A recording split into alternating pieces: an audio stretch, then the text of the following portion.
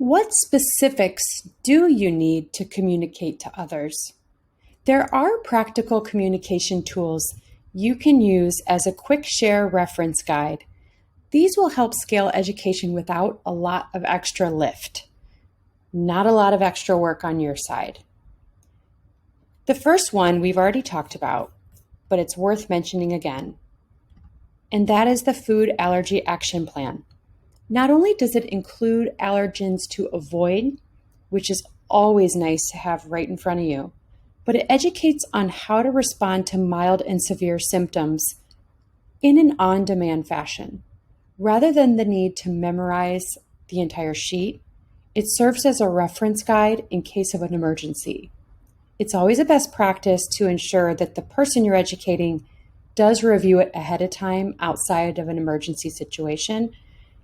But the peace of mind is that it is on demand, as long as it's readily accessible. Along with the Food Allergy Action Plan being shared electronically and printed, you can also consider handing out the practice auto-injectors that say, for training purposes. There's usually one trainer in a box of epinephrine auto-injectors, and these can pile up over time, collecting dust in a cupboard. Or perhaps the more you normalize it in a conversation, the less intimidating it becomes to others. Remember, it's a tool like a pen in a purse or a backpack. It just happens to be extra special in that it saves lives.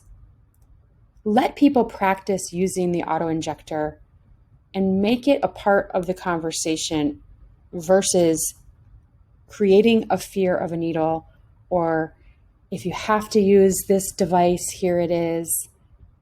Make it more about the incredible power of how to epi first and fast will save lives, and people should not be afraid to use it.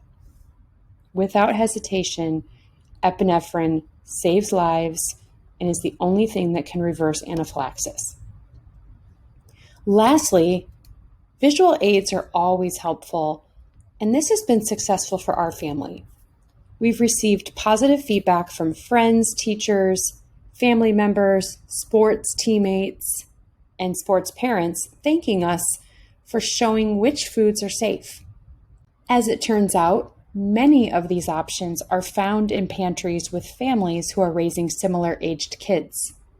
The goal of the PDF is to find common ground that helps diffuse the fear and shows that safe foods do exist while educating on the risks, symptoms, and alternative food options.